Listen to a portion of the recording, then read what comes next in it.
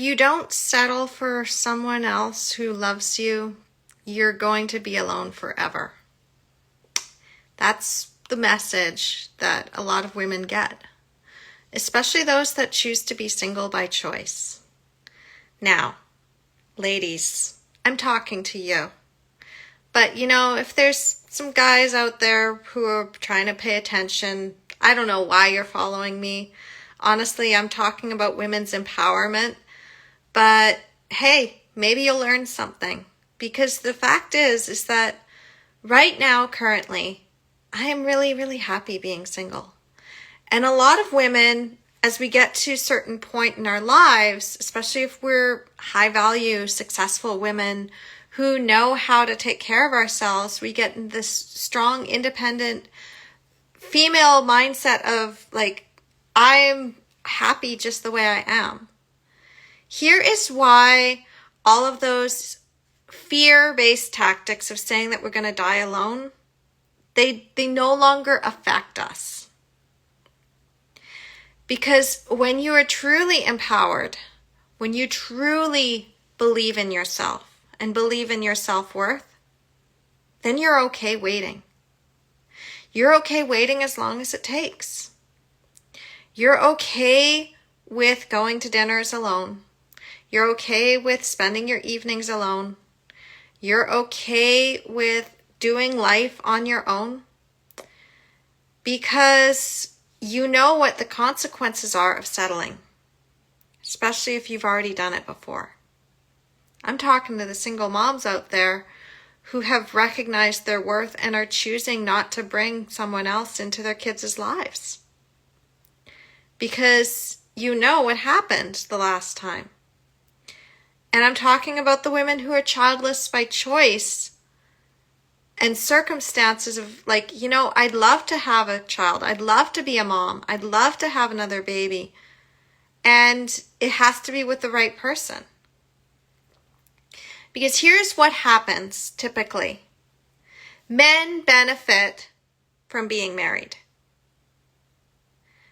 Women, it's a cost. Now, this used to be in our past. If you look into history, the only way a woman could own property, the only way a woman could be taken care of, the only way that a woman could increase her standing in society was to be married. Because we were literal property at one point. And it was advantageous at the time for society to put pressure on single women to conform to become the ideal wife.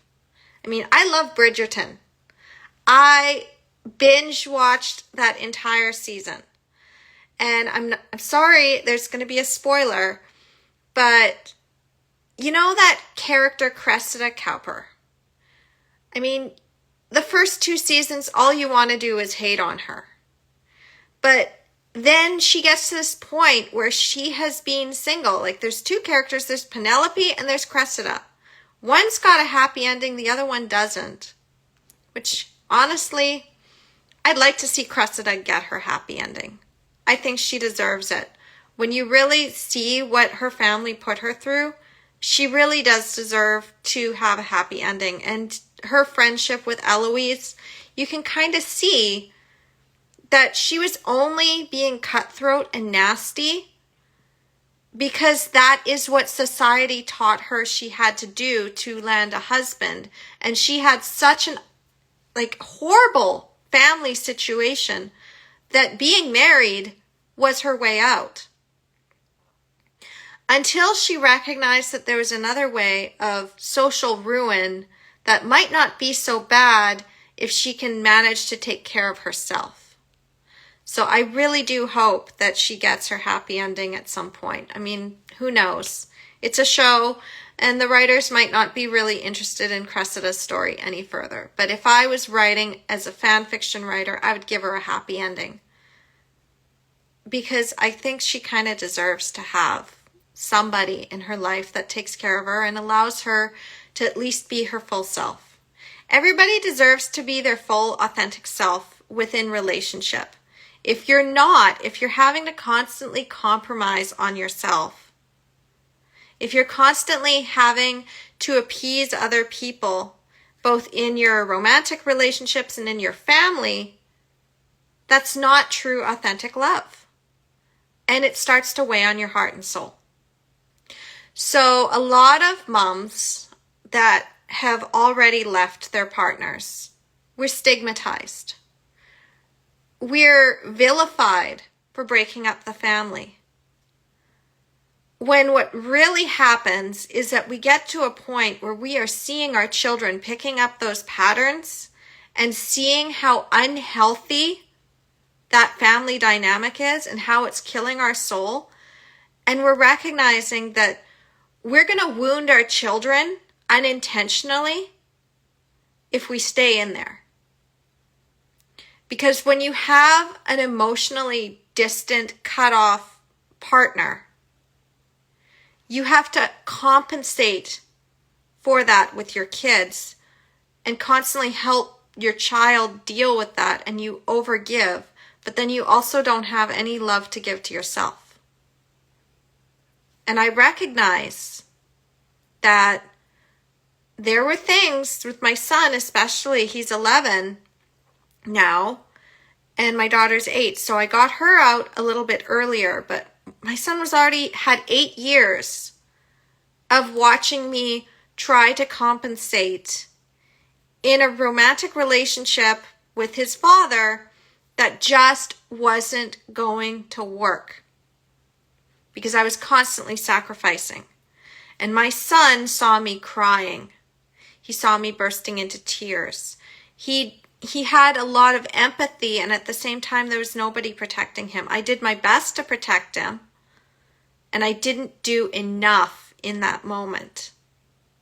Until the day he had told me, "Mommy, I'm scared." And until he had told me how hurt he was. And when I'd seen him basically sigh with relief the second his father would storm out of the house. So there'd be all this fighting and volatile treatment, especially at the end as I stood up for myself. And he would, literally his shoulders would just like sink. And he'd be like, "Oh, thank goodness."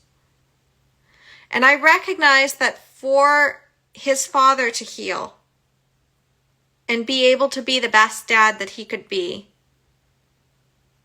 I had to leave him. Because I could not go where he needed to go. I had done my work. And I recognized that the partner that I needed was more than what he could offer me.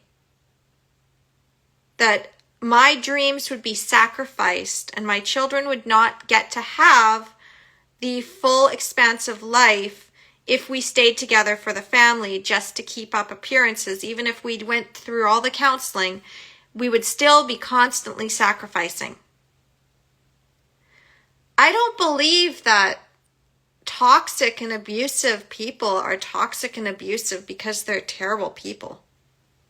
Honestly, I believe they're deeply wounded. Now, that doesn't mean that deeply wounded people should not, you can't make excuses for them. They are deeply wounded. They do need to heal. They do need to follow their path. And it's not your job to fix them. So when we're told, and this is very harmful, to settle because it's a good enough relationship, a lot of women were trapped in those abusive dynamics for decades, for centuries, as property. They didn't have any other option. We were in survival mode. So we'd have to demur. We'd have to be less of ourselves. And those partners typically would go elsewhere, and there would be affairs that'd be swept under the rug. And you just look the other way. So you go and you have to constantly forgive your partner when they are trashing your marriage. Or you have to stay in a passionless relationship. It's like you had the friendship, and the friendship is good, but there's no passion at all. Like, you're just roommates. You get along well, but you just are roommates. There is none of that fire.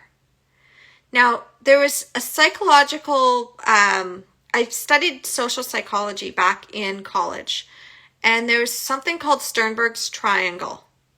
And there were 3 different components that you needed for true love. One was intimacy, the other's commitment, and the other one's passion. And with all 3, that is when you have true love. But if one of those is missing, then it's like 2 wings on one bird, but one wing is stronger than the other, and the bird's going to veer into the ground. So you could have commitment and intimacy. That's friendship. That is like a friendship love. It's a companionate love. But that's also what a lot of those arranged marriages and things that they had in Bridgerton, it's like, okay, you can be the friend, but there's no passion there. You do your duty, you have a few kids, but there's none of that spark to keep it going. And you're really just waiting for one of you to die because, like, your garden is no longer in bloom. And then there is the passion and the commitment. And that is an empty love. This is the one I fell into. I had all the passion,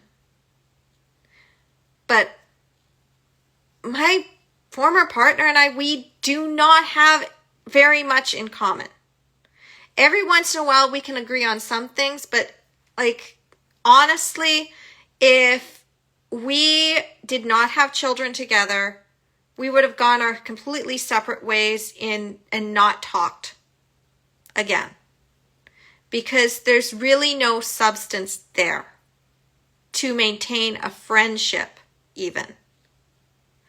So there was that passion, but now that passion's gone and that commitment's gone and there was no intimacy. So it's like you've got this co-parent that you don't even know, why the heck were you in that? Well, because oxytocin is a dangerous drug. And what do we normally do as women when we're trying to get a man that at the moment we think he's good on paper? Well, we're going to use all of our feminine wiles that we've been taught. And I'm very good at it. And I know what my power is.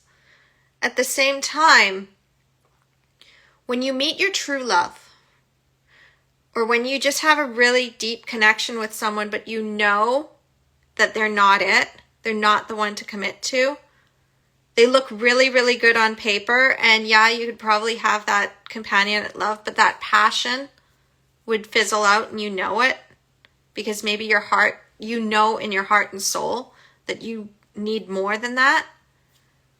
Well, using that power, it does have devastating consequences. So I actually had this theory tested out on me,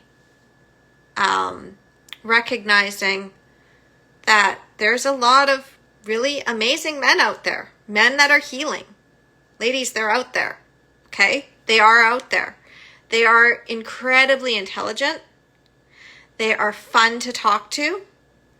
They are really good listeners.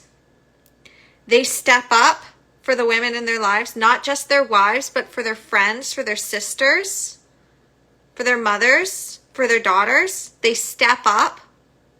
They are really amazing people. And I have some really amazing male friends. And sometimes they were single. And I'm like, they're really great guys. And they're really sweet. And at the same time, even though we have that little bit of connection, I honestly don't want to get in a relationship with them. And it's not that they're not good enough.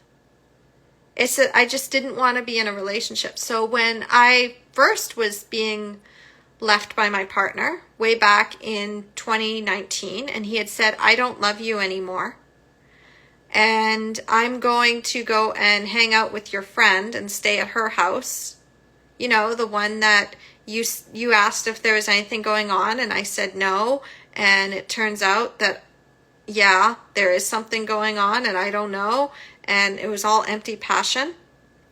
And so he actually ended up getting her pregnant, and I didn't know that yet. So I was sitting there and I'm thinking to myself, holy crap, I'm 33 years old, and my partner that said that he was never going to leave me is leaving me. And it's just before I'm going on a really important trip to try to network, to get my message out there, because I wanted to write a book and I wanted to speak more on my passion, which is helping women through their birth experiences and reclaiming their births. And I'm now going away, and he's going to go stay with my friend.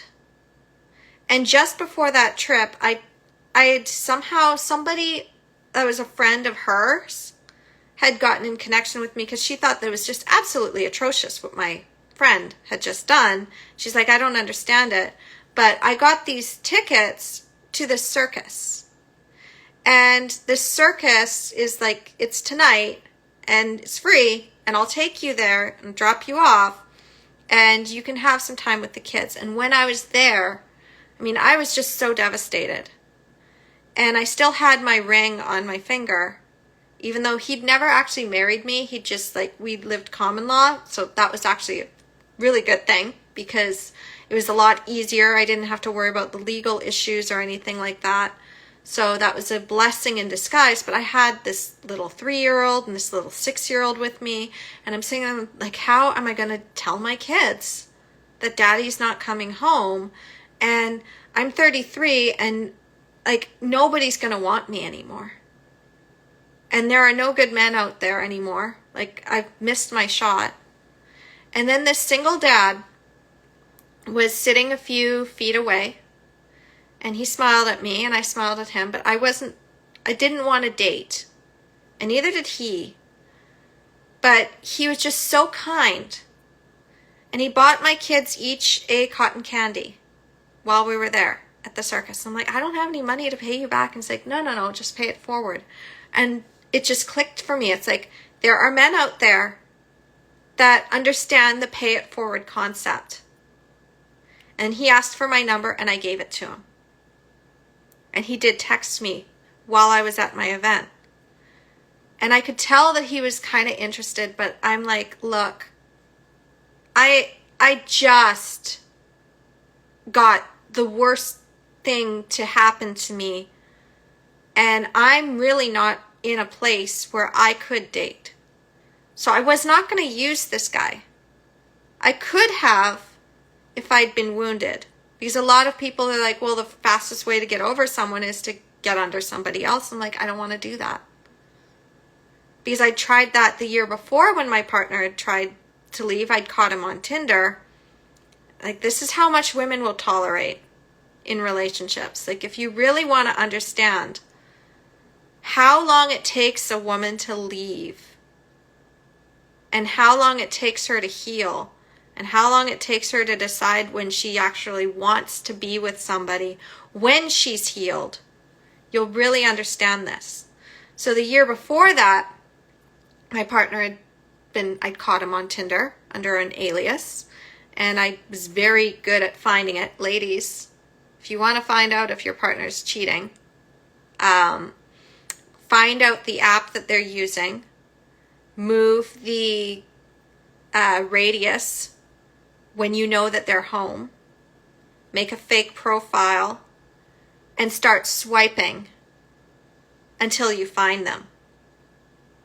Because if you only go 1 kilometer within where you are, and you're doing it at night, you will find their profile. You just have to figure out what app they're using. Well, I knew what app he was using because he didn't do a very good job of hiding it.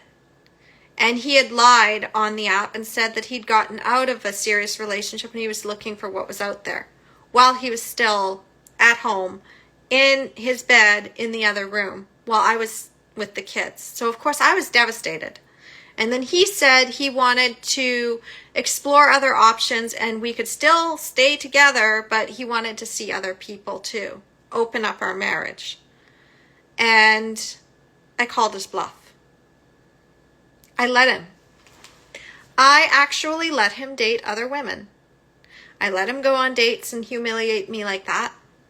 And in the meantime, I also had a dating profile. And what happened was that I got a lot of interest.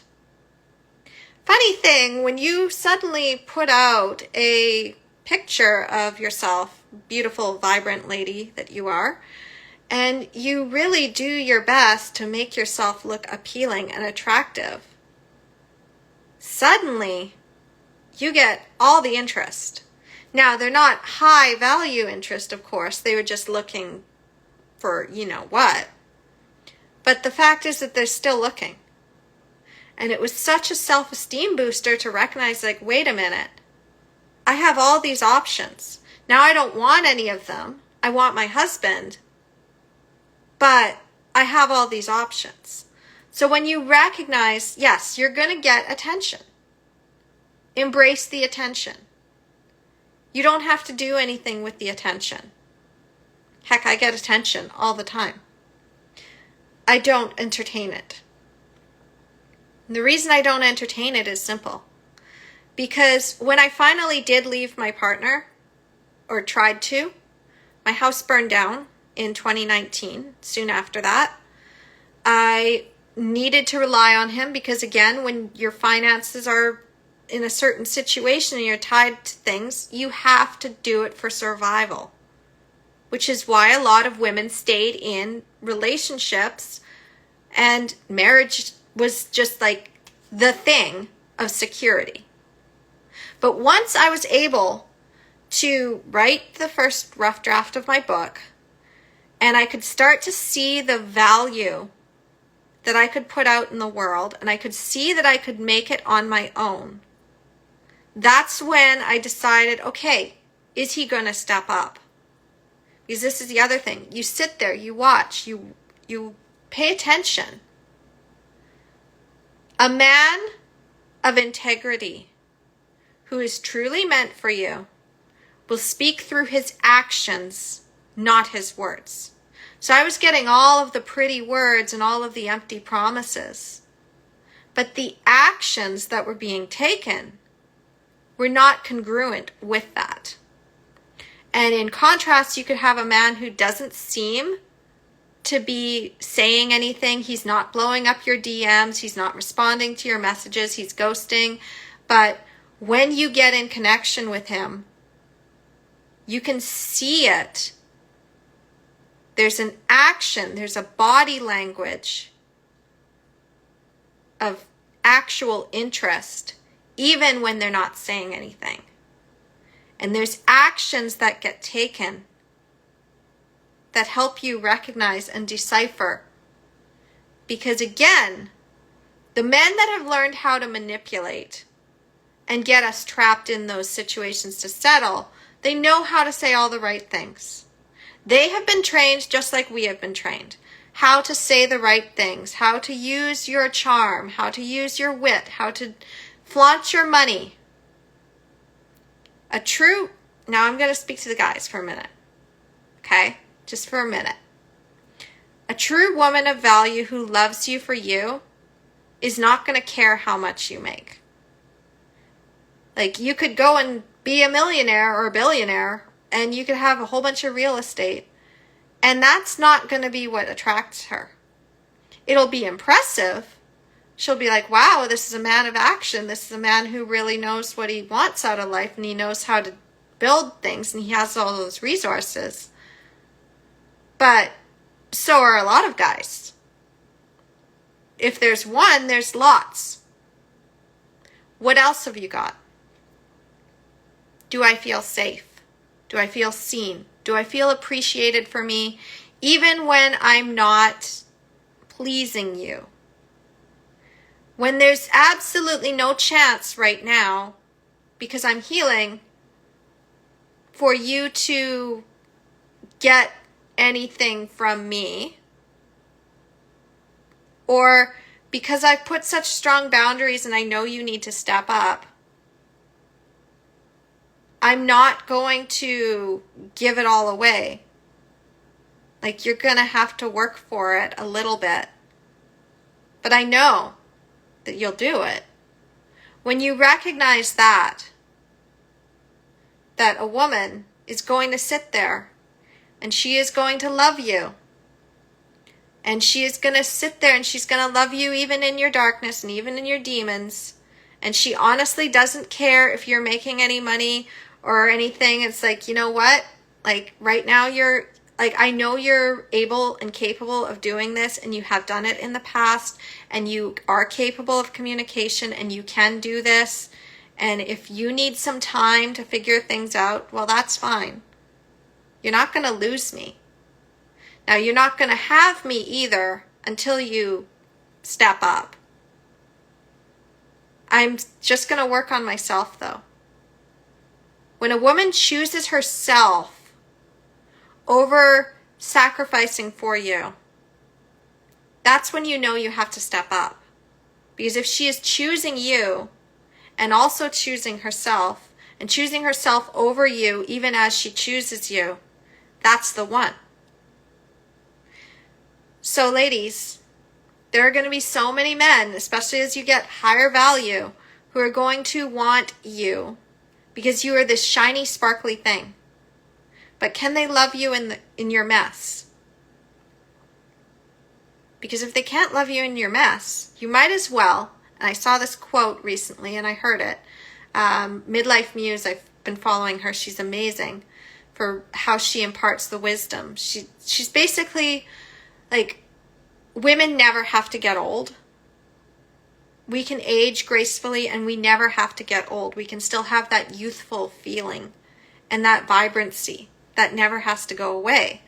And she was saying, it's like, if I have to build the table, or maybe it wasn't her, maybe it was somebody else, but it's like, if I have to build the table and cook all the food and put it on the table, I might as well eat alone.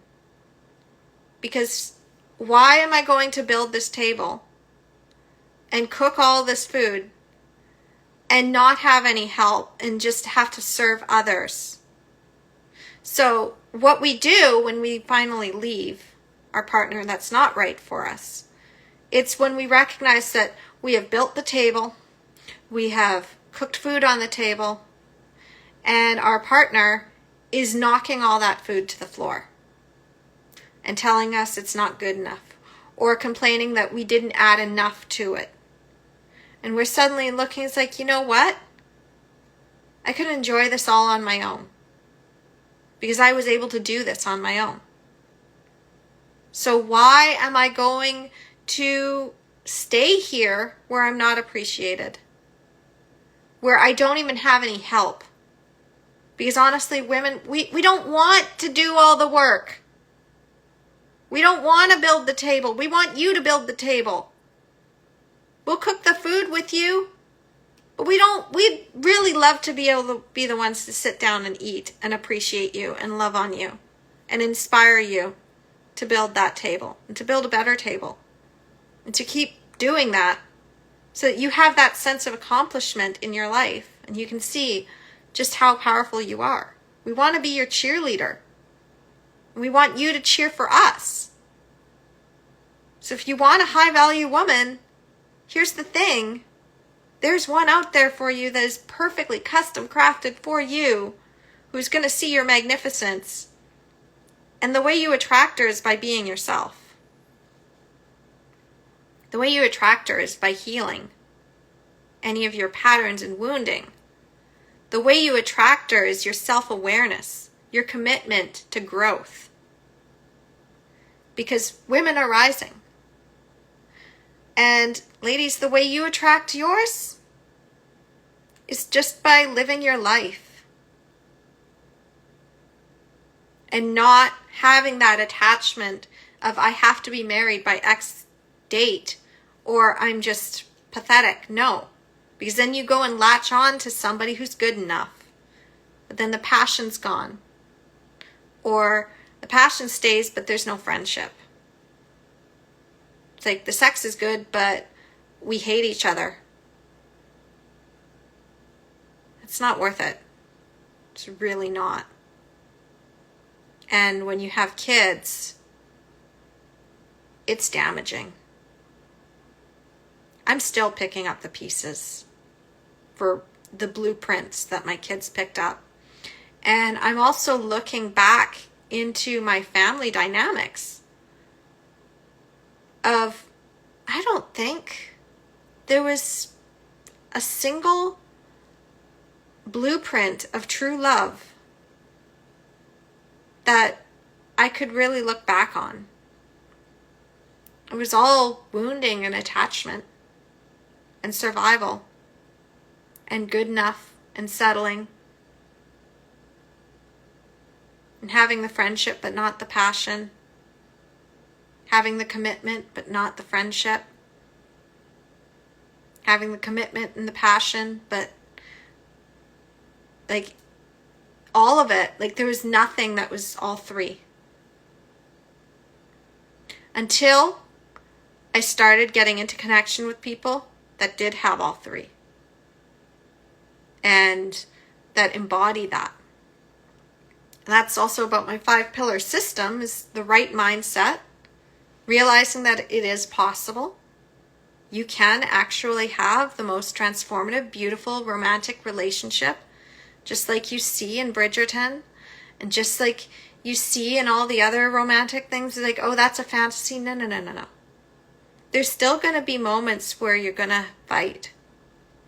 I mean, there were fights in all of the true love romances. It's not like you ever not have a fight. It's how fast are you able to repair that? Is your love and your friendship bigger than that fight? Or is there a point where you have the passion die out and you're just sitting with this person and then somebody new comes along and then that one becomes the new one? But is that true love or is that infatuation? Well, the only way to tell is taking sex off the table, which is what I had to do when I found mine. And even though I'm still technically waiting, but not waiting, because I know that it's coming. I just have that feeling, and I know. Because it's right.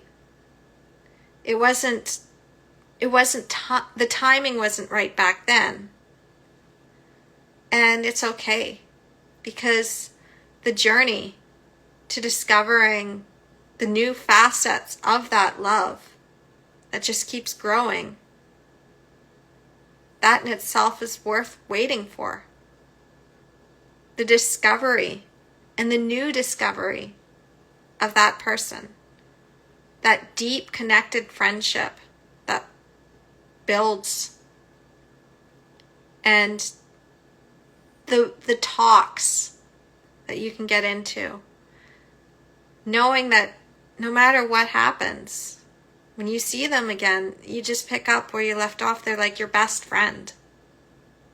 And they're also, you have that fire and that passion. And all you're waiting for is that commitment. And until that commitment happens, that passion has to be tempered just a little bit. Because that passion deserves to have its full expression within that safe container of that commitment, knowing that we're going to be together like the Notebook, Allie and Noah. I'm working at this every day because I want you. I want all of you. You and me. Picture your life for a second. 10 years from now, 20 years from now, what does it look like? Don't take the easy way out. if there's somebody out there that when you picture your life and you're thinking, I wish they were here to witness this beauty, to witness my triumph. There's no one else I could possibly imagine standing by my side right now in this moment. Every day, when something incredible happens, I feel him right next to me. He's right here.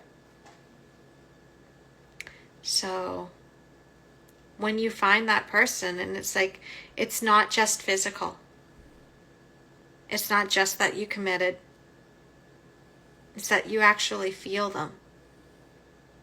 And they are always with you. And you know that even death would not part you, because you would still feel them. And they show up in your dreams. And they're the first one you think about when you wake up in the morning, and the one you think about throughout the day, and the one you think about at night, and the one that comes to your mind whenever you hear a song or watch something on TV or see someone who reminds you of them, or see something that ties you to them. Could even be an animal or a reference to something that you shared. Like, that's worth it. That's worth waiting for.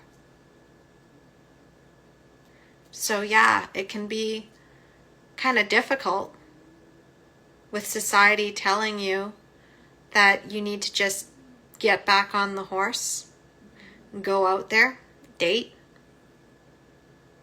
But you don't have to.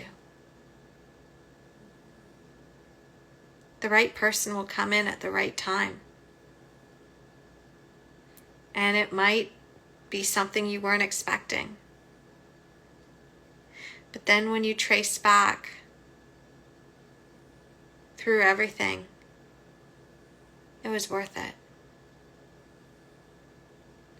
Every connection I've had, even that single dad that helped me out, I won't ever forget it. It wasn't anything romantic. It was just a little nod from the universe saying, hey, there's someone else out there for you. And I fought it, and I denied it, and I was really, really sad for a while. Until the day that my ex put his child with my ex-friend into my lap so that he could go and party with his friends. And I was absolutely humiliated because I had forgiven him, and he had repaid my forgiveness and my love with this humiliation of putting this other baby in my arms, knowing that, like, I knew I wasn't going to get another one, not with him. I didn't want one because I'd known that I wouldn't get the support in pregnancy. Because that's the other thing. Sex costs us as women. Because as much as, like, yeah, men might have to pay child support. But you know what? The real cost is in raising the child. Carrying the child, raising the child. The emotional toll that it takes. Kids need to be in a home with 2 adults. You need to have that support because you can only pour so much. There are moments when I wish that my partner was here right now. My true love. Not my kids' father, but my true love. At the same time, I recognize that maybe there's a few more days or weeks or whatever that I might need to do this on my own. See what else I can build with my table before he comes in. And I'm okay with that. Because raising my kids on my own in itself has been a journey. And it's actually easier to raise them on my own, completely on my own, than it was raising them with their dad. Because I can do this my way without having everything undermined. And when you can't communicate with the person you're supposed to raise kids with, when it's always a battle of counter-parenting, or leaving all the work to you to do it yourself, and they just take their hands off of it completely and only come in to have fun, well, that's how resentment builds. You can see it. Go into any mom forum. You'll see the resentment of the moms, the women. High value women are getting really fed up. The women are getting really fed up. We want our men to rise and step up. That's not too much to ask. And if they're not willing to step up, we're willing to go it alone. We're willing to eat alone because we know that we don't want to go back to settling. We already know. It's like, yeah, it'd be nice to grow old with somebody, but it has to be the right person. Yeah, it'd be nice to have kids. It'd be nice to have another one. And it has to be with the right person.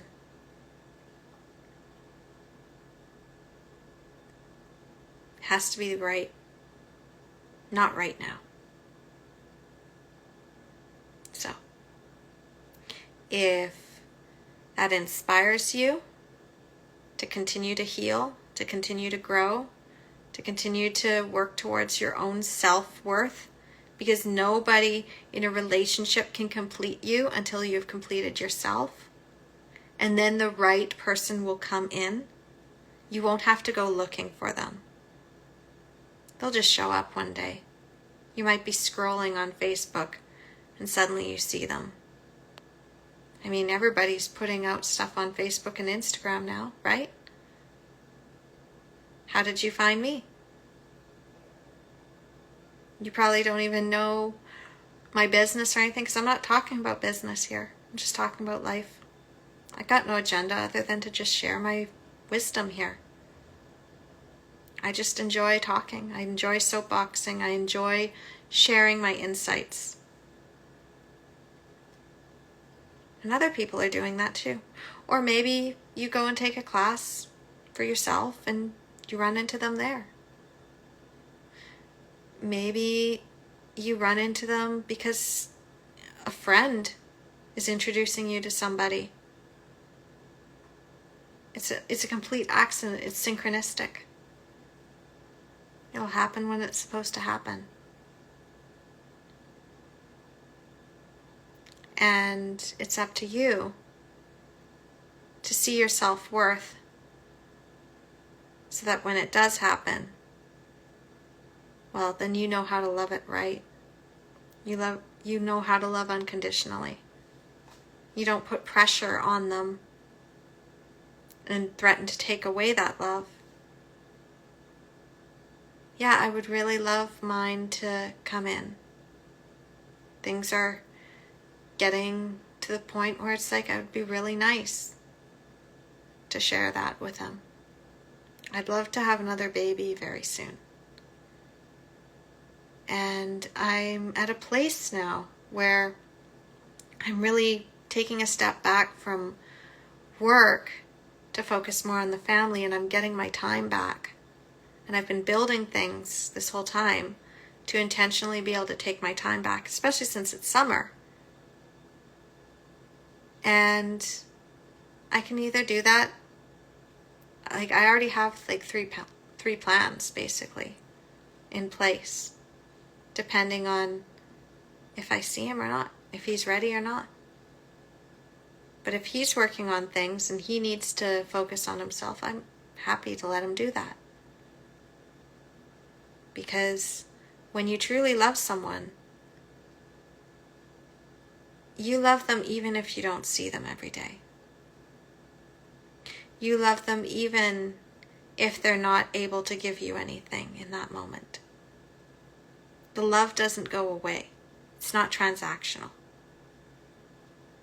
It's not empty. It's not conditional.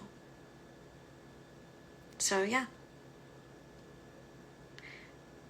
That's why when you have gotten to a certain point and had those lessons, and recognize what you will accept and what you won't, it's easier to wait. Dating doesn't appeal to you. The apps don't appeal to you. When people say you need to get yourself out there, yeah, the voices might come out, but honestly, it just doesn't feel right to do it. Doesn't feel right to go somewhere else, especially once you've met that person and you know what you're looking for, or you have that idea in your head of what you really need to feel to be lit up.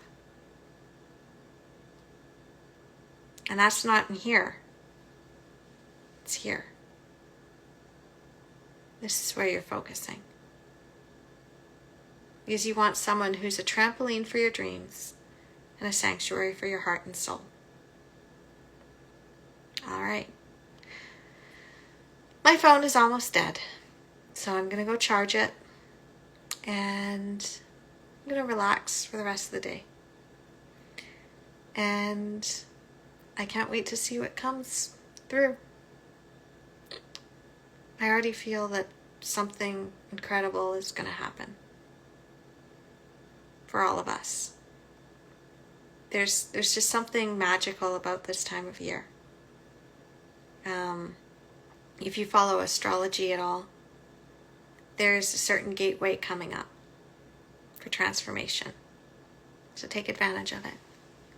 Namaste. I'll talk to you soon.